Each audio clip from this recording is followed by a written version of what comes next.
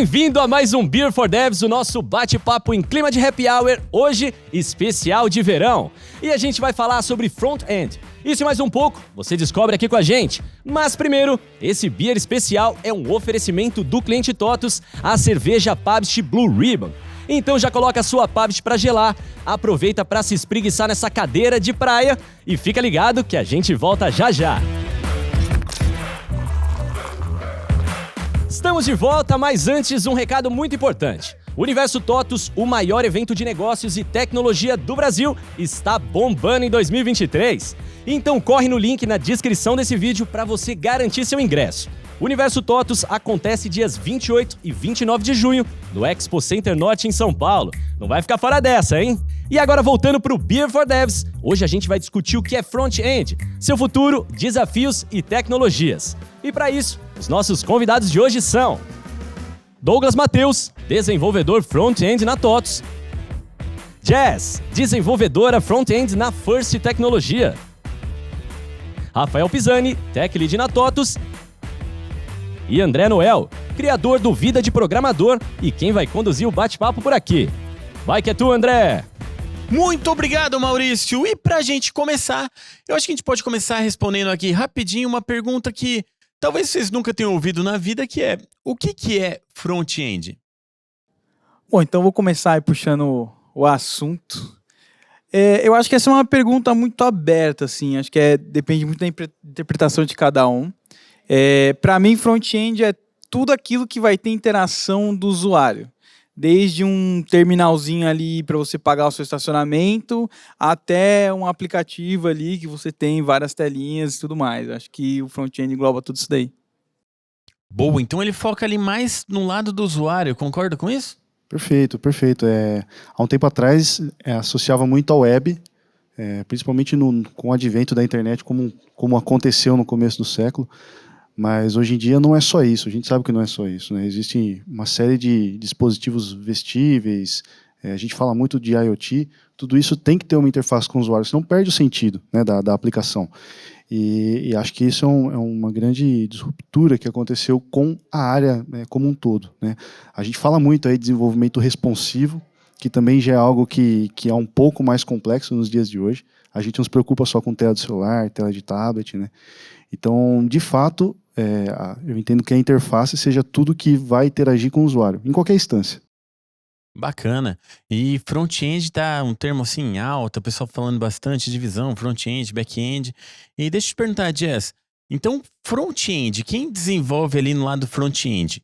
Programa de verdade ou só faz telinha? Programa muito de verdade, diferente do que muita gente pensa que no front-end a gente só pinta botão. No front-end a gente precisa ter uma camada de segurança, porque o primeiro contato com a pessoa usuária e a sua aplicação é ali no front-end. A gente também precisa garantir performance, porque nós temos uma variedade muito grande de dispositivos, dispositivos novos, dispositivos mais velhos, e a gente precisa garantir que a experiência do usuário, né, o contato, ele seja bom para a maioria desses dispositivos. E a gente também precisa garantir, obviamente, né, que a pessoa fique feliz com o que ela está usando, seja ela uma pessoa que tem algum tipo de necessidade diferente, seja um leitor de tela, seja se essa pessoa vai precisar fazer algum uso diferente da aplicação. Então, o front-end, eu me arrisco a dizer, digo tranquilamente, inclusive, é bastante complexo e, olha, era muito mais fácil quando eu era back-end. Bacana, bom saber. E assim, o front-end, então, é o contato com o usuário. A gente pode pensar ali naquele site, aquela página, os botões, como você diz. O que tem a ver a performance? Tipo, hoje em dia já não tá tudo mais barato de memória, é só jogar no navegador e fazer rodar. Tem a ver mesmo performance? Cara, tem muito a ver com performance. Eu acho que ao longo dos anos, ali, conforme a internet ela foi se popularizando, foi ficando cada vez melhor, se um site demora ali 1 segundo para carregar, você já desistiu de comprar alguma coisa, você já desistiu ali de assistir uma série. Às vezes fica carregando ali a série, você já está ali atualizando, fechando a abinha no aplicativo. Então a performance, ela hoje é um ponto muito importante, assim. E a performance também está muito relacionada ali a execução em uma fração de tempo menor, né? Porque aquelas micro-iterações, elas são muito relevantes para a experiência do usuário como um todo, e isso é o desafio, né? Quando a gente fala aí de desenvolvimento híbrido, é um conceito bem recente também, tem aquele alvo de criar aplicações com 60 FPS, que são aplicações que tendem a ter a mesma performance, entre aspas, de aplicações nativas, né? Então acho que aí a gente começa a entrar num nível muito baixo, quando você se preocupa ali com as iterações que o seu código faz, quando você, principalmente com o dispositivo que vai rodar, né? Hoje a gente tem uma diversidade muito grande, a gente não controla mais, a gente não sabe se a aplicação está numa televisão, qualquer lugar, né? Então acho que isso é uma preocupação muito nobre, assim, é algo que a um certo nível de carreira você passa a ter um zelo muito grande com isso. E você para de se preocupar muito com detalhes de tela ali. É lógico que é muito importante detalhes de tela, mas a performance é o que vai de fato te trazer ali um grande resultado. E até fazendo um complemento sobre isso, tem uma coisa bastante importante no front-end, que inclusive eu acho que todo mundo deve ter ouvido falar, que é o SEO, né? E por trás do SEO, a gente ainda tem umas outras métricas de performance bem importantes, porque se você tem um site publicado, obviamente ele aparece num grande buscador. Se ele aparece num grande buscador, como você faz para deixar o seu site bem ranqueado? Como que você faz para que ele possa ser encontrado? Isso envolve performance. O seu site, ele troca muito as informações ali, quer dizer, os componentes eles ficam mudando muito. Você consegue ter imagens que são fáceis para renderizar, que são rápidas para renderizar. Tudo isso envolve performance e chama-se Core Web Vitals. Hoje em dia, se você é uma pessoa desenvolvedora e trabalha com web, é bastante importante que você saiba, e vou te dizer que, olha, é praticamente uma ciência à parte Core Web Vitals. E faz toda a diferença, porque não tem como você comprar ranqueamento no Google, por exemplo. Mas assim, eu vou te falar que meu sobrinho trabalha com SEO e ele disse que é só colocar umas tags lá, colocar umas palavras-chave e tá pronto, né? Tá tudo certo. Maravilha. Então nós temos que agradar os robozinhos de busca, é isso? Exatamente. E deixa eu perguntar assim, se envolve programação no front-end, se envolve interação, essa interface com o usuário, como que a gente define onde começa e onde termina front-end? Cara, o front-end ele começa com a ideia. Quando, por exemplo, para mim, chega uma demanda, eu já começo a pensar na demanda em si, o que ela pede, eu já começo a imaginar como que a tela vai ser, como que os componentes vão ficar ali na tela, se aquilo ali vai ficar legal num celular, ou se eu vou ter que criar uma outra coisa ali para visualização mobile. Então, o front-end eu vejo dessa forma, ele começando aí. Porque aí depois que você pensou na ideia, você já vai pensar ali na estrutura de dados que você vai receber, se você vai receber uma string, se você vai receber um objeto, um array, como que você vai lidar com isso. Os cenários de erro, então, também entra bastante, principalmente com formulário, que tem 500 cenários de erro em formulário. E termina ali na etapa que você manda isso para a sua API. Você mandou esses dados para a sua API, pronto, agora é problema lá da galera do back-end, e quando eles mandarem esses dados de volta, aí o front-end tem que lidar com eles também. Eu traria mais relacionado à extensão da atividade, né? Quando a gente trabalhava ali com Vanilla, JavaScript Vanilla, ou mesmo com jQuery, as nossas preocupações eram iterações com a interface. Então a gente manipulava muito o DOM, né? A gente fazia muitas iterações com elementos do HTML. Isso ainda acontece, né? Eu acho que hoje existe uma camada muito importante, que é a camada de serviço, que hoje muito é relacionado com o back-end. E assim, é uma relação complexa, ela tem que ser performática, ela tem que ser segura, ela tem que ser escalável, né? Então, eu acho que essa camada de serviço é o que evoluiu, que teve uma expressão maior aí ao longo do tempo, né? E muito também relacionado aos grandes frameworks e às grandes bibliotecas, que trazem um suporte legal para isso. Diferente do que era no passado, né? No passado você tinha o verbo HTTP lá, você se virava com aquilo, e não era uma cultura, né? Então, acho que além do trabalho técnico, eu acho que hoje o ambiente ele entende a complexidade, a necessidade dessa complexidade, o porquê tudo é tão complexo e como entregar isso, né? Maravilha. Para a gente fechar então essa ideia de o que é o front-end, como que vocês explicariam para as mães, tias de vocês, ou para a avó do Maurício que estava ligando aqui? Como que você explica? O que você faz como front-end? Cara, eu expliquei para os meus 2 sobrinhos de 2 anos e 5 anos como que era o trabalho da tia. Aí eu falei para eles assim, vocês estão vendo tudo que vocês colocam a mão na tela? É a tia que faz. Vocês estão vendo assim quando as coisinhas se mexem? As coisas não se mexem sozinhas, é a tia que mexe. Então toda vez que você vê alguma coisa ali, você sabe que sou eu que estou fazendo, tá bom? Aí eles, toda vez que vão para algum lugar, olha, minha tia que fez isso. Eu tô super bem na fita com eles.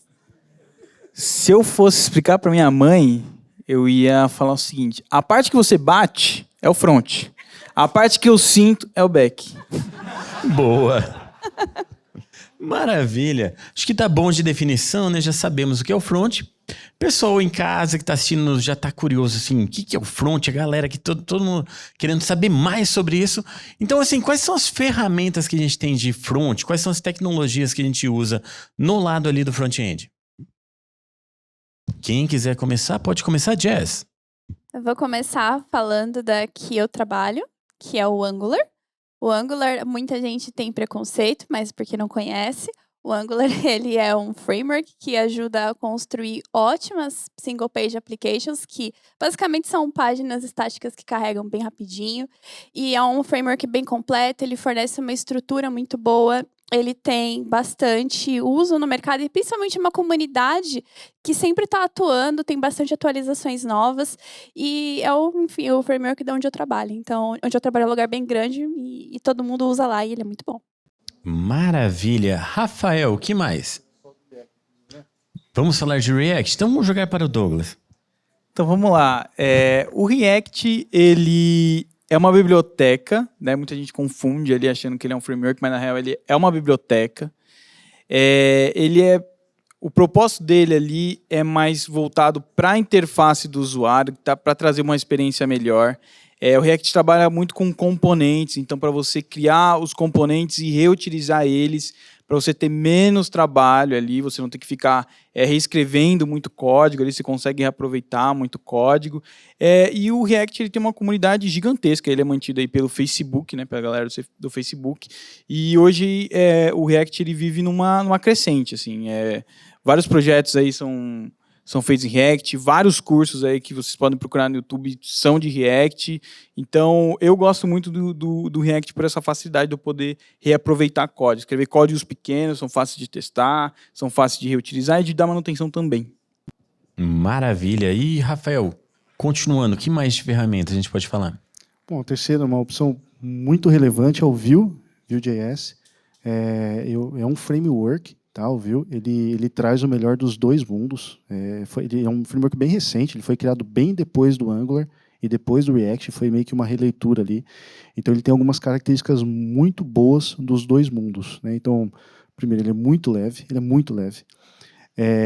Ele é baseado em a construção do componente em um único arquivo. Isso é uma característica muito válida dele, porque quem trabalha um pouquinho com React, as coisas são um pouquinho dispersas, né, um pouco verboso ali, ele sintetiza muito bem isso. E ele tem algumas características nativas. Por exemplo, o SSR, é muito fácil fazer SSR com ele. Você consegue desenrolar quase que sem impactar o seu código, né? E assim, é um framework bem novo, né? É algo meio hypado ali, a galera curte, ainda não está tão disseminado no mercado. Eu acho que eu não vejo, pelo menos a princípio, não vejo grandes empresas e grandes projetos, mas é uma tendência muito forte. Maravilha. A gente falou então de frameworks, bibliotecas. Qual que é a diferença de eu usar um framework, uma biblioteca na prática, assim? Ou, se quiser até partir para qual a diferença mesmo técnica disso? A biblioteca, você usa a biblioteca no seu código. O framework, ele usa o seu código. Então, o framework ele é bem mais completo, assim, você tem ali uma padronização, né, toda uma estrutura para você usar o Angular, né, a Jess pode falar melhor, mas o Angular ele tem toda uma estruturinha ali que você tem que seguir, né, para ele funcionar e tal. Agora, o React, por exemplo, como ele é uma biblioteca, você dita como que você vai criar os seus componentes, como que você vai criar o seu código, como que você vai até organizar os seus arquivos ali de projeto. Isso é uma coisa também muito curiosa, porque em toda a minha carreira trabalhando com React, eu não vi um projeto igual. São todos uma estrutura diferente. Assim, isso é bom, né? Porque você pode fazer lá do jeito que se adequar melhor à sua squad e ao seu time. Mas também é ruim porque às vezes você pode sair de uma squad que usa React de um jeito e vai para outro, e a outra squad usa um React totalmente de outro jeito. Então a biblioteca te dá mais liberdade para criar Sim. gambiarras. Sim, com certeza. Maravilha. Eu falo isso com propriedade, tá? Porque eu vim do PHP. Agora eu tô numa onda mais JavaScript mesmo, mas a gente sempre valoriza uma boa gambiarra, né? Mas assim, vou fazer uma pergunta bem simples, já que nós temos quem trabalha com Angular, React, Vue. Pergunta básica, qual que é o melhor? Angular. Pronto, vamos para a próxima. Vamos lá, eu queria saber assim, tem um melhor entre os três? Ou é melhor eu fazer o meu JavaScript na unha, o vanilla? O que vocês acham, assim? Tem como comparar? Tem como ter um critério, assim? São critérios muito sutis, né? Os três são muito bons. Eu vendo o comportamento do mercado, eu acredito que o React seja usado como é, pelo fato dele ser uma lib. Então ele dá muita liberdade. E se você tem um time muito sênior, uma galera mais especialista, eles querem ter esse tipo de liberdade. Eu acho que é interessante você poder construir o seu design da aplicação. Eu acho que isso é algo ímpar no React, por conta do seu comportamento, por conta da sua natureza, né? O Angular, totalmente ao contrário, ele é um caixinha preta e é muito bom também, porque quando você não tem pessoas tão especialistas ou você quer uma capacidade de entrega muito alta, de uma forma um pouco mais, assim, mais simples, entre aspas, né? Porque não é tão simples, mas é simples, ele é muito bom também. Mas, assim, respondendo a pergunta de uma forma objetiva, né, eu acho que depende do time. Isso é algo que nós passamos aqui, um case, né, aqui que nós tivemos. A gente veio do PHP também. A gente tem uma plataforma legada em PHP, que hoje ela é só legada, graças a Deus. A gente mexe mais. E teve um momento que a gente precisou iniciar um refactor disso, para onde a gente vai, o que a gente vai fazer. E a gente olhou para o lado e viu quem estava com a gente ali. O Doug estava no time, a gente tinha algumas outras pessoas ali, e a gente entendeu ali que o React seria o melhor caminho. E assim, a gente faz benchmark de performance, a gente analisa código, vê tudo que tem ali disponível, e ainda assim faz sentido ter ido para o React, porque é o que a gente domina, é o que a gente quer trabalhar. Então acho que é tão sutil essa decisão que faz sentido você ponderar outros atributos e não só atributos tão técnicos. Mas o Vue é mais rápido.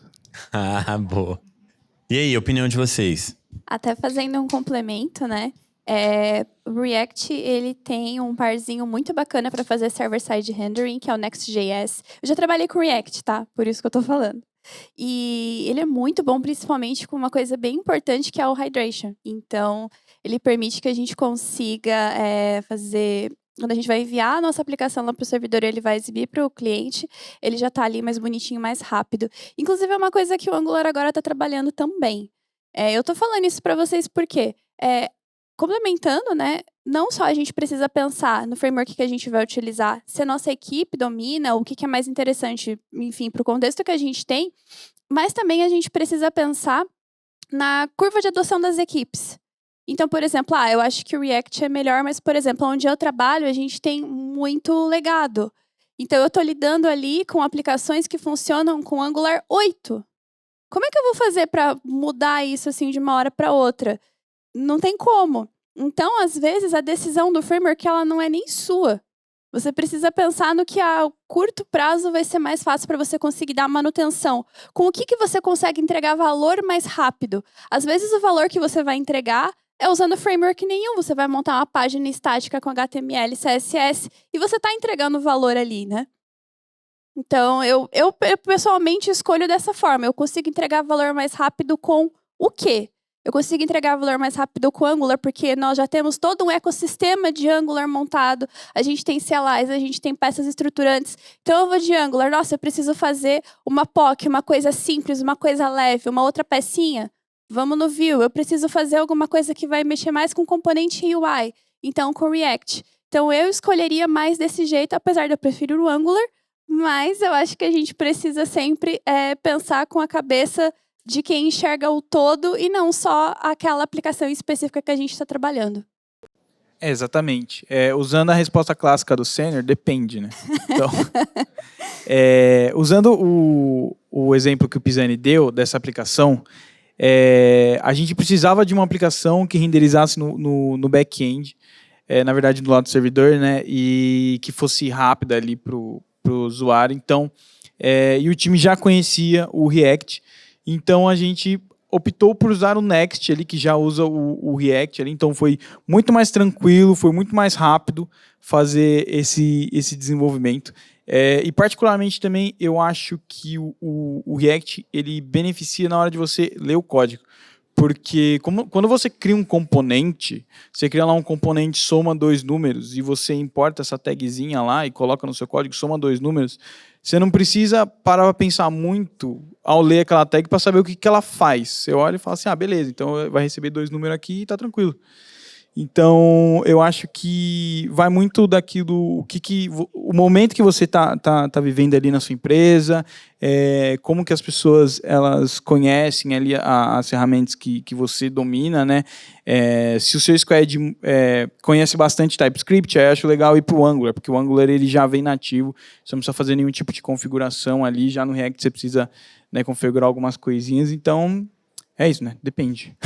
Beleza. Eu tenho um amigo que ele fala que a melhor ferramenta para uma empresa é aquela que as pessoas sabem, né?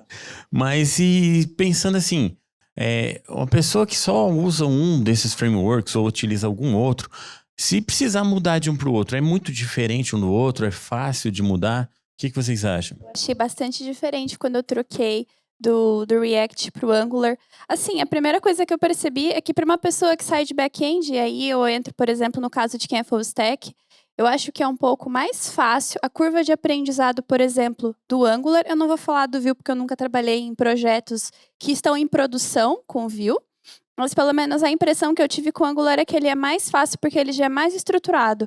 Agora, por exemplo, se você pega um projeto que ele é construído todo em React, você é uma pessoa ali que não tem experiência com front-end, ou você não tem experiência com framework, só na parte lá de status você já vai sofrer um pouquinho.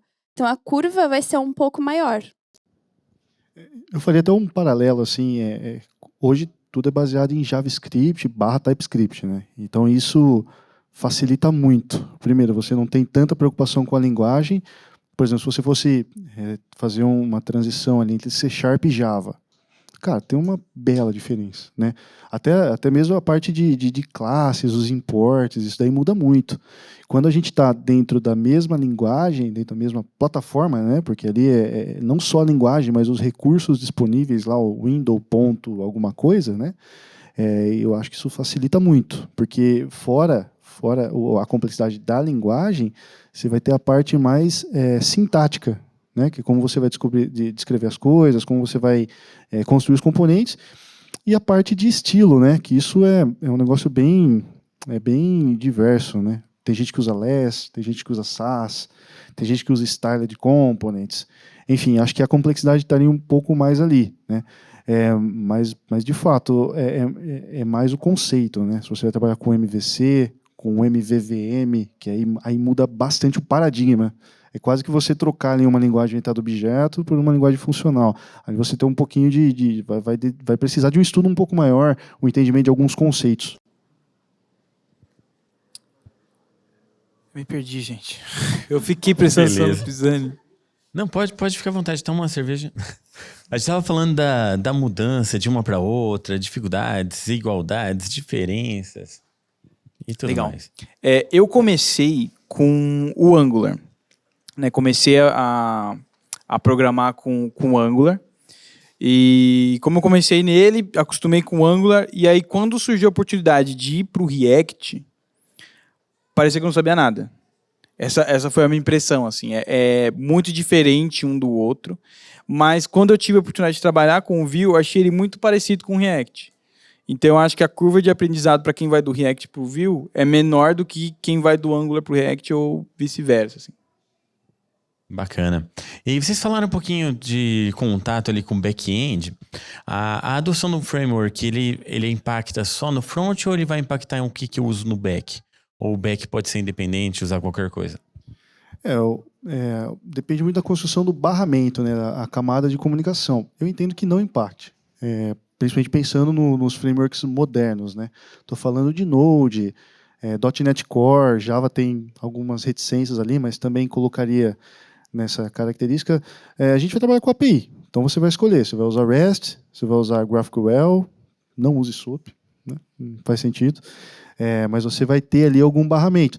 E esse barramento ele vai abstrair as tecnologias, ele abstrai as camadas, né? Então, se você trabalha com REST, ali, usando os verbos, tudo bonitinho, não importa o que está de um lado ou o que está do outro, é só fazer a chamada, né?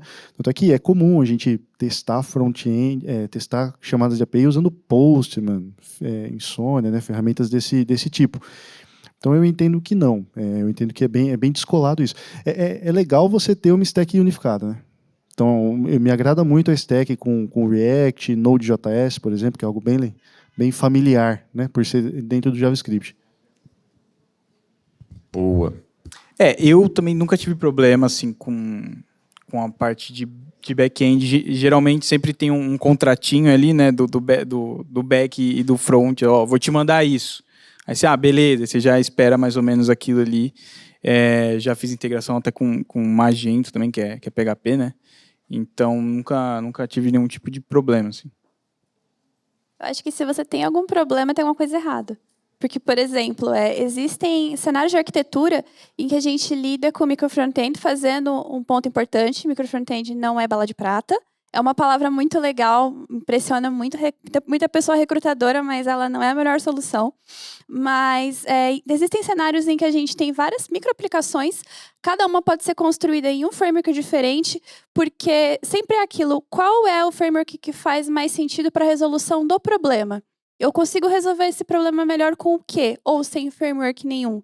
Então, dado isso, a comunicação que a gente tem, ela não pode ter empecilhos com o back-end. Inclusive, quanto mais encapsulado, vamos dizer assim, isso for, e a comunicação for simplesmente do que precisa passar, melhor. Boa. Ó, a gente tem uma pessoa ali no fundo que tá olhando com uma cara assim de ouvir os 3 frameworks, bibliotecas, quero aprender um primeiro e tá pensando ali quais serão as vantagens e desvantagens de cada um. Assim, tirando um pouco aquele amor que a gente tem de lado, pensando uma forma um pouco mais fria, o que vocês diriam que seriam as vantagens e desvantagens do Angular, do React, do Vue? Cara, o Vue, ele é uma linguagem muito simples, assim, ele é muito baseado em JavaScript, a declaração e definição dos componentes é muito natural. Então, desses 3, assim, eu tive contato, eu acho que o Vue, ele é o mais rápido na curva de aprendizado, muito simples, né? E além disso, para todas as plataformas, a gente tem alguns apoios, por exemplo, o Material, que é uma lib muito legal, e é onde você já consegue entregar valor num curto prazo de tempo, Bootstrap, ferramentas desse tipo. Então, acho que o Vue é um bom começo, assim, né? Mas se a pessoa estiver pensando em mercado, pensando em arrumar emprego, logo, eu diria o React. Acho que o React é o que está no mercado hoje, é o que está em alta, e é isso. Eu acredito que também depende de que perfil de empresa você gostaria de trabalhar. Então, por exemplo, eu trabalho para um banco. Normalmente, bancos eles costumam ter uma estrutura mais parruda, então eles precisam de um framework ali, como, por exemplo, o Angular, né? Então, se o seu perfil é, nossa, eu quero construir carreira em banco ou em corp, pode ser bastante interessante você seguir para o Angular.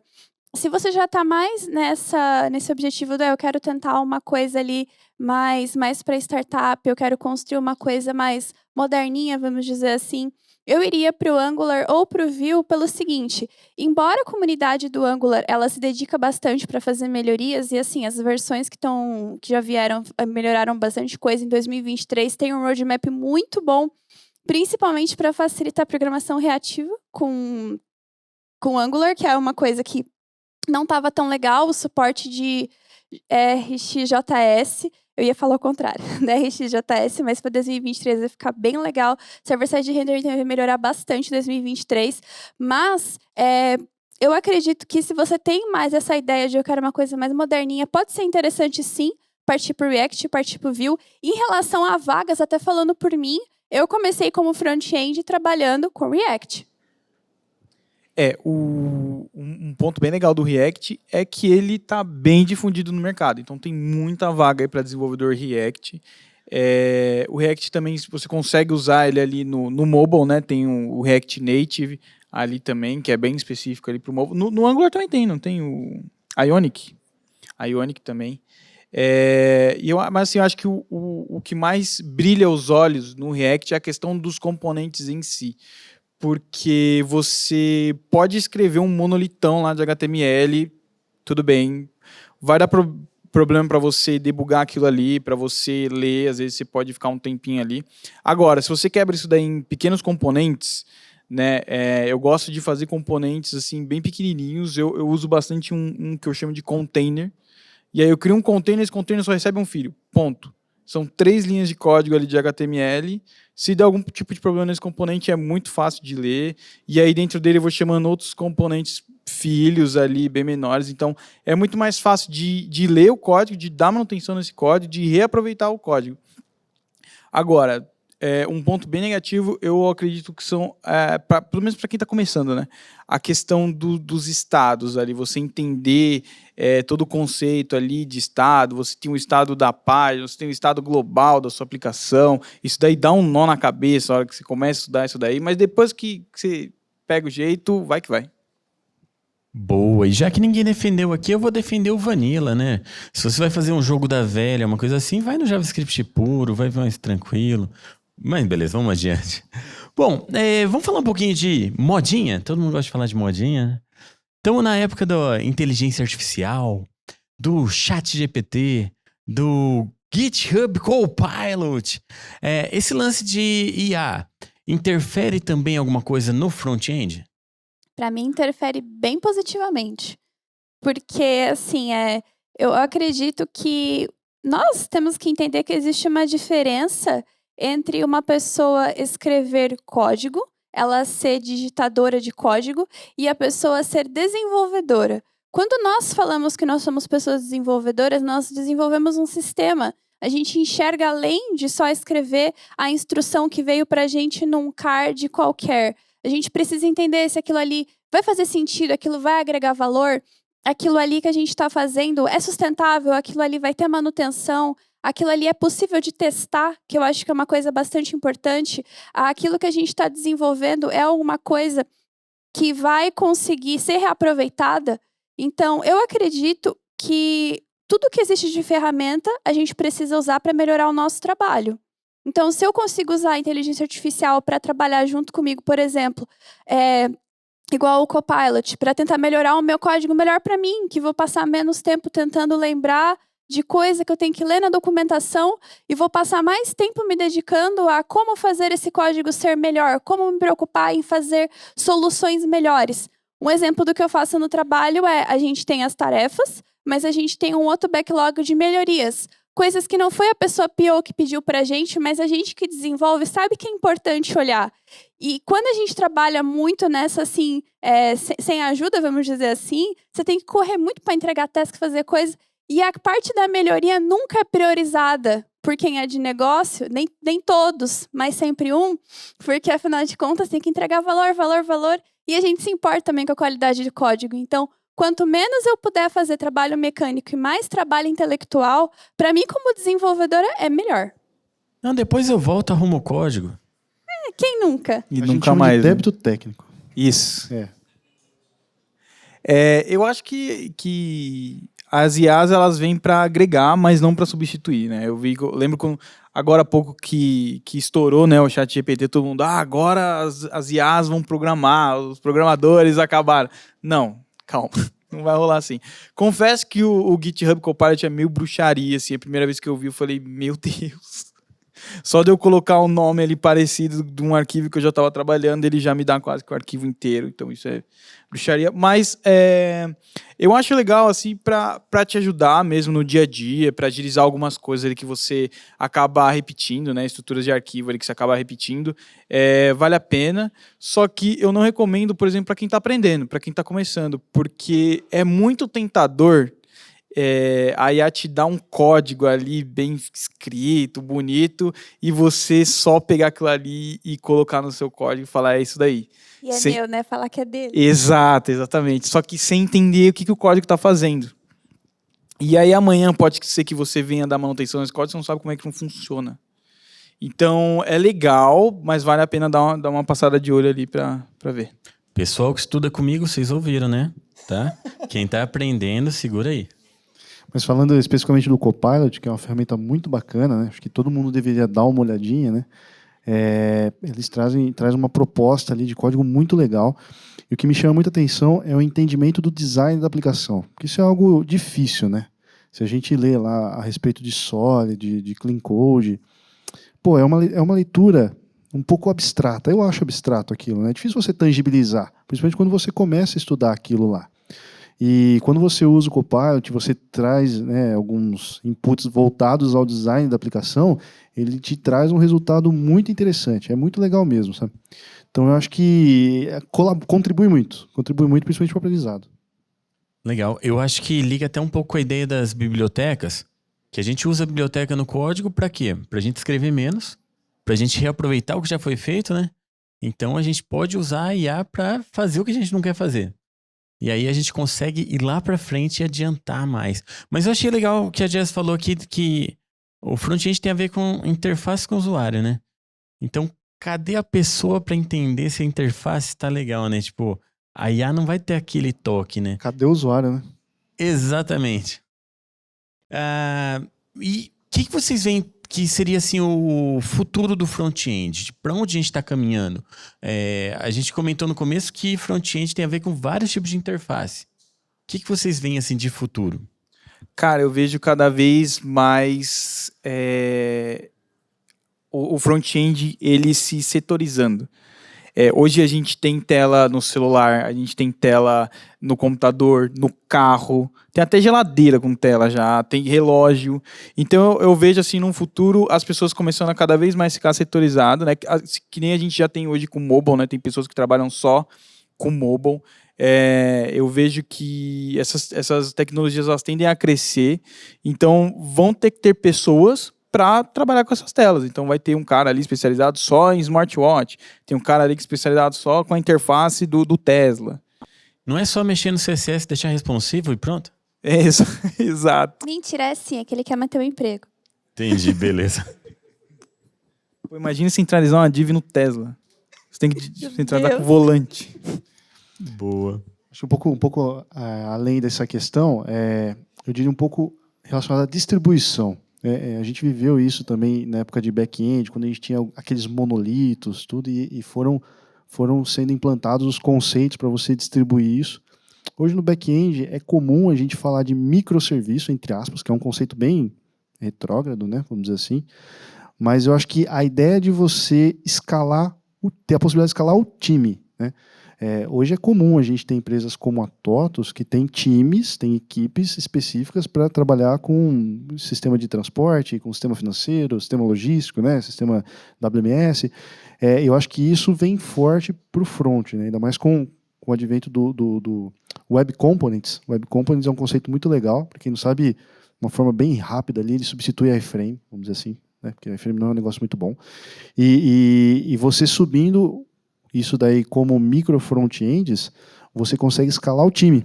Então pensa assim, uma equipe dedicada para fazer um sistema financeiro que para o usuário vai estar disponível de uma forma transparente junto com o sistema de emissão de nota fiscal. Enfim, tem várias aplicações isso, né? Mas é cada vez mais profissionalizando e tornando isso daí algo escalável. Eu vou ser um pouco mais idealista. Eu acredito que o futuro do front-end seja se adaptar à pessoa usuária. Isso, para mim, assim, seria o maior ganho. Eu conseguir desenvolver uma aplicação que ela vai ler se eu estou lidando com um idoso, que vai precisar de uma interface maior, com botões mais fáceis, menos opções. Se eu estou lidando com uma pessoa neurodivergente que não vai poder, por exemplo, receber um GIF piscando, porque aquilo vai atrapalhar a experiência dela. Se eu estou lidando com uma outra pessoa que tem algum outro tipo de restrição, por exemplo, se eu vou conseguir entregar uma experiência legal para a pessoa sabendo que ela é daltônica. Então, para mim, Quando eu penso em interface de usuário e comunicação com a pessoa usuária, eu penso em personalização. Eu acredito que muitas vezes a gente olha para o front-end pensando só no que seria tecnicamente bom para nós que desenvolvemos. Mas a gente sempre tem que lembrar que nós desenvolvemos para as pessoas e que tudo que a gente faz é necessidade delas. Então, se a gente puder trazer para elas uma experiência cada vez mais personalizada, se vocês falarem isso para a pessoa pior de vocês, ela vai ficar fascinada com eu estou procurando trazer experiências personalizadas. Rola até um momento. Mas falando sério, eu acredito que o futuro que a gente tem que enxergar é isso, personalização. Como a gente pode escalar a personalização? Eu adorei a ideia. Inclusive, essa semana eu estava vendo sobre isso, de como personalizar para pessoas daltônicas, algo que a gente depende muito das cores às vezes, né? E isso é muito bacana e eu gostei. Eu vou jogar a ideia para ver se sai o aumento. Mas boa. E como que você vê assim, uma possibilidade disso escalar? Tipo assim, é uma responsividade de acordo com a pessoa. E aí, como que o sistema faria isso? A gente teria que ter equipes preparadas para cada tipo de, como que eu posso dizer, de necessidade. A gente teria que ter um trabalho muito forte com IA, com machine learning, e a gente precisaria entender como a gente poderia trabalhar essa captura de dados sem ter problemas com LGPD. Porque eu sou desenvolvedora antes da LGPD, era uma festa. Aí veio a LGPD e acabou com a nossa festa, né? Maravilha. Os nossos cookiezinhos, né? Pô, por que eu não posso salvar o cartão de crédito do usuário? Problema. Boa. Mas aí é coisa pro back-end, né? Pensar, mas tudo bem. Joga pra eles. Boa. E vamos pensar assim, ó, pro pessoal que tá começando, a gente correu lá pro futuro e tudo mais, mas vamos voltar um pouquinho. Para quem tá começando, quais seriam as dicas básicas? A gente já falou das ferramentas, mas vamos pensar assim naquela visão assim de front-end. O que vocês diriam para quem tá começando? Eu vou chover no molhado e falar para estudar o básico. Estudar o conceito, entender como as coisas funcionam e por que funcionam. Né? Sempre tem aquele negócio que você fala assim, tá funcionando. Por quê? Não sei. Mas tá aí, ó, tá funcionando. Mas é muito comum no começo da carreira a gente ir seguindo cursos e codando ali junto com o professor e acabar virando um digitador de código e se dá algum problema aí já não sabe mais o que resolver ou aonde que está estourando o problema exatamente. Então, quando a gente para um pouquinho de fazer ali, sabe, ter o seu projetinho bonitinho ali no GitHub, ou depois que ele está pronto, parar para dar uma olhada nele, para entender direitinho como as coisas estão funcionando, é muito legal, porque você começa a entender como o seu código está funcionando, você começa a enxergar os cenários onde aquele código pode quebrar, e quando estourar algum erro, geralmente você já tem uma ideia de onde que aquilo está estourando, assim. Você vê o erro na tela e já fala, tá, já sei o que é isso. E aí você já vai bem mais assertivo, você não fica perdendo tempo, debugando o código ali para entender o que está acontecendo. Maravilha. O front-end é uma área muito rica, assim, pra gente absorver conhecimento, é muito visual. Eu particularmente acho mais fácil do que back-end para estudar, para você construir conhecimento. Eu acho que a stack primitiva ainda é muito importante, JavaScript, HTML e CSS. Isso é a base para qualquer um dos frameworks. Então, acho que isso é indispensável.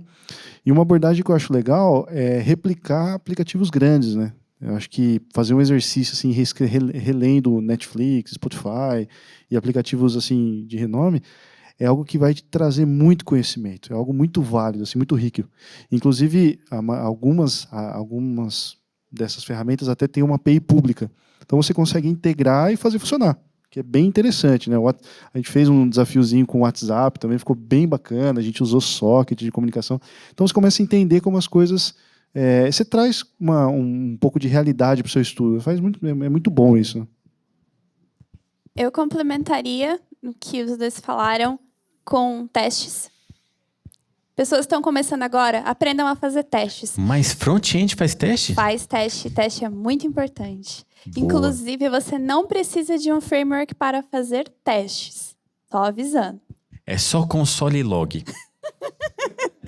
Mas assim, é aquilo, a gente precisa entender a lógica do teste, né? Isso é bastante importante. E se você é uma pessoa que você não começa a aprender testes no começo, você sempre vai achar que dá para abrir mão do teste. E aí você vai ser uma pessoa lá com 5 anos de experiência no mercado que você não tem o hábito de fazer teste. Então, eu também recomendaria muito, façam testes. Outra coisa que eu recomendaria bastante para vocês que estão começando é escrevam sobre o que vocês estão aprendendo. Por que eu vou escrever sobre o que eu estou aprendendo? Já existe milhões de artigos falando do assunto. Tá, mas aquilo ali, em primeiro lugar, é para você poder sintetizar o que você está aprendendo. E segundo, é uma forma de você mostrar para as pessoas o que você está aprendendo, o que você está fazendo. Por exemplo, pode acontecer de repente alguém numa empresa achar um artigo seu, mesmo que seja um artigo simples. As pessoas sênior, elas têm dúvidas muito simples o tempo todo. E às vezes pode ser o seu artigo simplesinho lá que vai ajudar. E você já está mostrando o seu trabalho de um jeito que, inclusive, vai te ajudar. Sem contar que isso vira uma documentação para você. Eu tenho um repositório sobre HTML e CSS que eu escrevi nesse intuito e eu uso de consulta. Outra coisa também que eu acho bastante importante uma pessoa começando a aprender é não ter medo do terminal. Quando dá erro no terminal é a hora que a criança chora e a mãe não vê. E é justamente esse medo que eu acho que vocês precisam perder desde o começo. Como que eu faço um debug? Quais são os tipos de erro que podem estourar no terminal? Como que eu vou tratar esses erros? Então, isso eu acredito que já ajuda você a se desenvolver. Não que vai acelerar, eu acho que nem sempre acelerar é a solução. Mas você vai conseguir crescer com consistência. E aprenda a ler mensagens de erro. Eu costumo dizer que programação podia ser chamada de programação orientada a erros, né? Que a gente erra e esquece de ler a mensagem, né? Mas assim, fugindo um pouco da tecnologia, a gente está falando de interação com o usuário, interface com o usuário. Teria alguma outra recomendação assim de estudo? Como que eu posso pensar em como que o usuário enxerga? Como pensar em criar uma interação legal ali? O que daria para ter de recomendação? Eu gosto sempre de pensar como que eu melhoraria aquilo. Às vezes eu entro em algum aplicativo, algum site, eu vejo que não tá legal, assim. Às vezes eu tenho que ficar voltando na mesma tela, eu mudo um campo, aí tem que submeter o formulário, e aí eu acabo voltando numa outra tela que eu já tava, que eu não precisava. Então eu penso assim, o que eu já posso criar aqui um caminho, né, um de A para B, pro usuário aqui, sem ter que ficar dando várias voltas, assim. Então, acho que você, às vezes, como desenvolvedor, você quer terminar a tarefa. Você vai lá, faz o que está no cardzinho lá para você fazer, dos seus critérios de aceite e tal. Você quer terminar a tarefa. Só que, às vezes, enquanto você está desenvolvendo, você fala, não ficou muito bom.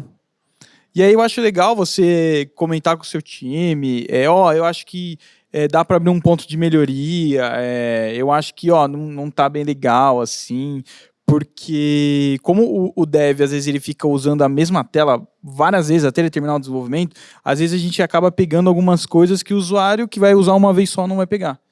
Então, eu acho legal você se colocar no lugar de usuário ali, conhecendo ali o por trás, para tentar facilitar a sua vida como desenvolvedor e também vai facilitar a vida de quem está usando a sua plataforma. Legal. Inclusive, eu li essa semana, eu não lembro quem que escreveu, mas trouxe uma ideia bem legal, assim, que se você tem uma ideia nova, uma ideia inovadora, uma coisa totalmente diferente, pesquisa um pouco o que alguém já fez. Mas não deixa de fazer, porque a diferença está na sua entrega. Você pode mudar a sua entrega, dar uma entrega diferente que é mais legal. Então isso aí é bem bacana. Tipo, o que eu vi que eu gostei, mas que eu faria melhor? Ou que eu não gostei que tá errado, eu quero fazer melhor. Bem bacana. Utilizando esse gancho que você falou, há um tempo atrás eu tive uma ideia assim, eu pensei, eu jogo videogame, mas aí eu não sei quais jogos eu já zerei, qual que eu não zerei, eu queria escrever se ele é bom, tal, comecei a montar toda uma aplicação e desenhar e tal. No dia seguinte apareceu no Twitter para mim uma publicação de um site que fazia a mesma coisa. Maravilha. Mais alguma dica nessa linha, assim, fugindo um pouco da tecnologia? Acho que entender conceitos, né? Conceito ainda dentro de tecnologia, tudo bem, mas acho que é muito importante do que você se focar tanto em código. Código você aprende ali naturalmente e tal, mas as camadas, como as coisas se relacionam, as entidades ali, é muito importante a gente ter isso bem claro antes de programar. Legal, e acho que junto ainda com vocês falaram de desempenho, né? Entender o que é um navegador, onde que vai rodar minhas coisinhas, onde que vai rodar ali meu desempenho. Conheçam aquelas abinhas do lado do console, é bacana. inclusive, sobre isso. Assim, o que eu aconselharia é, ok, eu vou estudar front-end, maravilha, mas o que eu vou complementar? Você pode estudar, por exemplo, interação de usuário, você pode estudar UI, você pode estudar um pouco de UX. Não pensa nisso como vou tentar fazer 50-50 porque não dá. Você precisa pensar nisso como um apoio. UI, UX, segurança. Embora muita gente ache que segurança é uma coisa específica só do back-end, não é. A gente de front-end precisa muito entender de segurança. Se você não sentir que isso ainda é muito código para você, você pode começar a entender sobre produto. Eu acho uma vantagem bem interessante quando você está começando, dependendo inclusive de que área você está migrando, dá o interesse para o produto, porque às vezes pode ser uma forma que você tem mais fácil de conseguir se comunicar com a pessoa de negócio, de você conseguir ter ideias diferentes, você ter um olhar além do técnico. E você conseguir ser uma pessoa que consegue enxergar o técnico e consegue enxergar o produto é uma coisa que agrega bastante valor. Mas é claro, sempre priorize o seu código, sempre tenha foco. Mas se você quiser fazer um complemento, escolhe uma dessas áreas ou até mesmo performance, né, que a gente falou no começo. Posso dar só mais uma diquinha? Para quem já está no mercado de trabalho, já está atuando, mas está começando, entenda como o produto que você trabalha funciona. Entenda todas as regras de negócio, converse com o time da área de negócio para entender toda a jornada do usuário. Por quê? Porque às vezes a gente fica preso dentro de uma tela ali, só focado na nossa tarefa, mas a gente não tem a gente não tem a visão do todo. Então, às vezes, chegam algumas demandas que a gente fica pensando, poxa, mas para que eu vou ter que fazer isso, né? Agora, e quando a gente tem a visão do todo, fica muito mais fácil para você antecipar cenários de erro, você melhorar o seu código, e também se outra pessoa do seu time tiver com alguma dúvida, tiver travada, você pode destravar essa pessoa. Boa. E aprenda Photoshop, porque front-end é fazer telinhas, né? Sim, a gente coloca tudo lá, desenha, faz ela estática e só sobe. Daí o cara estraga tudo que a gente conversou até agora, né? Mas tudo bem. Bom, tem uma coisa bem legal que a gente vai abrir agora para perguntas da plateia. O pessoal que tiver pergunta, perguntas fáceis, pode levantar a mão ou jogar alguma coisa que o microfone chega até aí. Joia. Vamos lá. Vocês falaram da IA e, particularmente, uma coisa que me incomodou muito esses dias, a gente já vê até curso de ChatGPT, né? Tem dois meses que foi lançado, já tem curso. Mas até que ponto vocês entendem que, de fato, uma IA pode impactar positivamente para o nosso trabalho e impactar negativamente? Eu, negativamente, eu passo muito quando a gente olha muita gente que está entrando, e aí muito do que vocês falaram a gente vê que essa galera não entende, que é entender o conceito, entender a base, etc. Como é que vocês enxergam essa integração da IA com o mercado de trabalho e o retorno para o nosso usuário final? Olha, eu acredito que a gente vai lidar com uma camada comportamental nessa pergunta, porque a gente tem muito hábito da rede social e o hábito da rede social é de nos dar recompensas imediatas.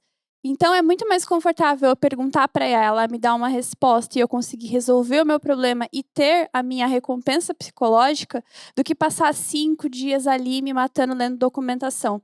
Então, assim, eu entendo que a gente passa muito por essa camada comportamental. Passado disso, a minha preocupação é justamente que as pessoas sempre tenham esse conforto de achar que aquilo vai resolver todos os problemas ou, em outro lado, achar que aquilo vai substituir. Ambas as coisas denotam um ponto, falta de conhecimento sobre o que é, sobre como funciona, sobre quais são as restrições. Então, eu acredito que o ponto maior, muitas vezes, é a gente não ter tempo de formar uma opinião sobre, porque é tudo muito rápido, porque já tem curso, porque tem gente falando que está tendo demissão por causa disso. E aí eu entro mais uma vez na camada comportamental. A gente sempre precisa ter uma opinião formada sobre as coisas muito rápido. A gente não tem tempo de saber exatamente do que se trata. E eu acredito que isso, independente da ferramenta, é o que prejudica o mercado. Essa pressa de formar opinião, essa coisa de ir pela cabeça dos outros, mesmo que a pessoa seja uma pessoa boa, mas eu sempre aconselho as pessoas a pensar por si. Poxa, essa ideia foi legal, mas será que isso faz realmente sentido? E aí eu vejo tanto o ChatGPT, quanto o GitHub Copilot, quanto os próprios frameworks, como sempre aquela coisa de essa é a desculpa da vez para eu ser uma pessoa que vai ter opiniões impulsivas. Só para complementar, eu vejo assim, quem tá trabalhando já na área, tá assim meio confortável, digamos assim, conhecimento, eu não vejo isso como uma ameaça, porque esses algoritmos, eles são treinados em coisas que já existem, né? Então, você pode usar mais como ferramenta, mas dá um medo, assim, realmente nessa formação de uma nova geração. Se a nova geração não vier educada para estudar e aprender, dá um medo de ter um gap ali, a gente perder o pessoal que tá no gás ali e chegar uma nova geração que não perdeu uns conceitos. Então, de certa forma, é uma responsabilidade de quem já tá lá ajudar quem tá começando a ir com calma. Eu acho que se você for usar para te ajudar, para facilitar algumas coisas, é válido. Mas não dá para deixar isso te dominar, você ficar refém da tecnologia. Que nem eu falei aqui, não dá para simplesmente pegar o código que ele gerou lá e colocar e falar, é isso aí, tá tudo certo, entendeu?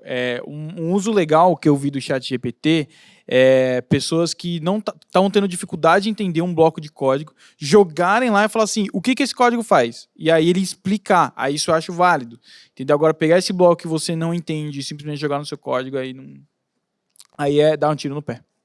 Boa. A gente tem tempo para mais uma pergunta? Temos alguma outra pergunta aqui na plateia? Pergunta fácil. Aqui do lado de cá. Eu queria perguntar sobre o React em específico. Você falou que quando a gente começa ali, né, falando em estado, pode dar um pouquinho de confusão, ser um pouquinho complexo. E aí eu sei que tem algumas ferramentas que a gente pode utilizar, né, para fazer esse gerenciamento, como o Context, o React Query, o Redux. Então, eu queria saber o que você indica ali para quem está iniciando, que vai ser mais fácil ali para estar aprendendo e entendendo ali o gerenciamento. Legal. Eu recomendo repetir várias vezes. Foi assim que eu aprendi. Eu achei muito complexo no começo, toda essa parte de estado, e eu só comecei a entender conforme eu fui fazendo ali várias vezes e fui aprendendo. O que eu usei bastante foi o Redux e o Redux Saga. Eu acho que eles têm uma sinergia muito legal. Tem muitos tutoriais aí mostrando como os dois funcionam e tal. Então, eu começaria por aí, né? Eu acho que, já que você mencionou outras tecnologias, eu estudaria um pouquinho mais elas ali, faria algumas outras POCzinhas, pequenininhas ali, para ter essa ideia mesmo do estado, mas se você quiser dar uma olhada no Redux Saga, eu acho super válido. Joia. Então, assim, pra gente caminhar aqui para encerrar o nosso papo, eu queria saber se vocês querem mandar beijo para alguém. Não, desculpa, mania de velho. Quer deixar um recado final, uma palavrinha final, pessoal? Um de cada vez. Vou fazer um jabazinho, né? Quem quiser saber um pouquinho mais ali, criar uma aplicaçãozinha, no canal da TOTOS, no YouTube, a gente fez uma live com o pessoal do Código Fonte TV, onde a gente criou uma aplicação ali que é um clone do WhatsApp totalmente do zero, né? O Pisani fez toda a parte ali do back-end, eu fiz a parte do front, a gente teve um outro rapaz que fez toda a parte de DevOps, ali de publicar e tal, e na live foi bem legal, as pessoas conversando entre elas ali na aplicação. Então, quem quiser saber um pouquinho mais, e também quem quiser saber um pouquinho mais de teste, que a gente falou aqui também, tem um Beer for Devs aí no canal da TOTOS, só colar lá, um pessoal muito fera aí de teste. É isso. Boa. Jess? Pessoal, obrigada por terem vindo, obrigada a vocês que estão assistindo. Os recados finais não sejam dependentes de IA, não fiquem muito tempo no Twitter, não tenham medo de documentação, documentações são amigas, e principalmente deem uma olhadinha no blogzinho da TOTOS, porque tem uns artigos bem legais lá falando inclusive sobre Angular. Se você se interessou mesmo, é o framework que você trabalha, entra lá, dá uma olhada no artigo, que ele é bem legal, ele é bem simplesinho de entender, e você vai poder pelo menos ter uma noção de uma coisa diferente do que você trabalha, ou até mesmo começar a se interessar para trabalhar. Boa. Rafael? Então, é isso, pessoal. Obrigado por participar. Espero que esse conteúdo tenha agregado para todos, e eu pelo menos estou à disposição, rede social, LinkedIn, podem me procurar para tirar dúvida, bater papo, eu sou super aberto para trocar experiência, é isso. Beleza, e como o Douglas fez um jabá do pessoal que quer aprender mais, se vocês quiserem aprender a como não fazer as coisas, vocês podem entrar no The Developer's Life, tem vários exemplos ruins lá, mas tudo bem. Muito obrigado a cada um de vocês. Obrigado, pessoal que está assistindo. Foi ótimo esse tempo com vocês. E até o próximo Beer for Devs. Valeu, gente! Se o Dev não vai à praia, a gente traz a praia até o Dev. E assim nós encerramos mais esse Beer for Devs, hoje sobre Front-End, um oferecimento do cliente TOTUS, a cerveja Pabst Blue Ribbon. Não se esquece de se inscrever no canal, deixar o seu like, que a gente vai ficando por aqui. Um grande abraço e até a próxima!